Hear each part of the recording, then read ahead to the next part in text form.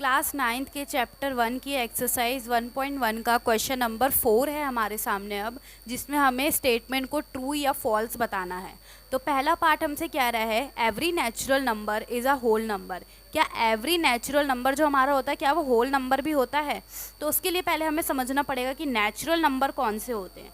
तो natural numbers हमारे वो नंबर्स होते हैं जो हमारे 1 to इन्फिनिटी चलते हैं।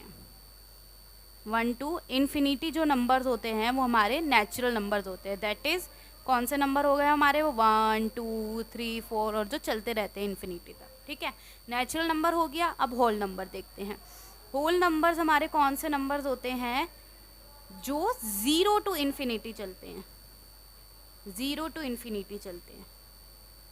ठीक है, तो वो कौन से नंबर हो गए हमारे 0 1 2 3 4 जो इन्फिनिटी तक चलते हैं। अब क्वेश्चन देखो, इन्होंने बोला है every natural number is a whole number. क्या जो ये नेचुरल नंबर है ये होल नंबर भी हैं? तो आप देखो ना, नेचुरल नंबर में जो नंबर आ रहे हैं 1 2 3 4 वो होल नंबर में भी तो आते हैं।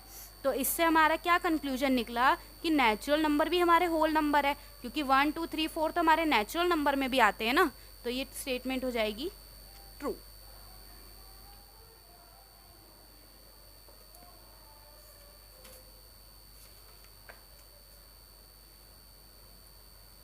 क्वेश्चन नंबर 4 का ही सेकंड पार्ट हमसे क्या कहना चाह रहा है, every integer is a whole number. क्या हमारा हर एक इंटीजर होल नंबर है? हर एक इंटीजर होल नंबर है। तो इंटीजर्स नंबर कौन से होते हैं हमारे? इंटीजर कौन से नंबर होते हैं हमारे?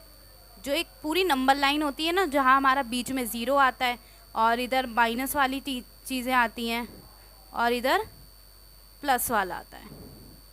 तो ये हमारे इंटीजर्स होते हैं। ठीक है, जिसमें नेगेटिव नंबर, पॉजिटिव नंबर और 0 तीनों इंक्लूड होता है। इसकी एक एक्सेप्शन है इंटीजर्स की, इसके अंदर ना डेसिमल वाले नंबर इंक्लूड होते हैं ना फ्रैक्शन वाले नंबर इंक्लूड होते हैं। ठीक है, ये दोनों इसमें इंक्लूड नहीं होते हैं। ठीक है, अब हम ये देख लेते हैं।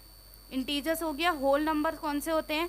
फर्स्ट पार्ट में हमने देखा है कि हमारे होल नंबर्स कौन से होते हैं जो 0 to इन्फिनिटी चलते हैं। 0 to इन्फिनिटी वो कौन से नंबर हो गए फिर? 0 1 2 3 4।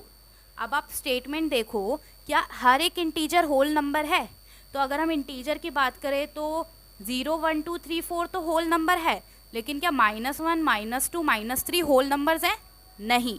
तो इसका मतलब क्या हो गया, every integer is not a whole number. तो ये स्टेटमेंट हमारी फॉल्स हो गई, because every integer is not a whole number. Reason समझ में आया ना आपको?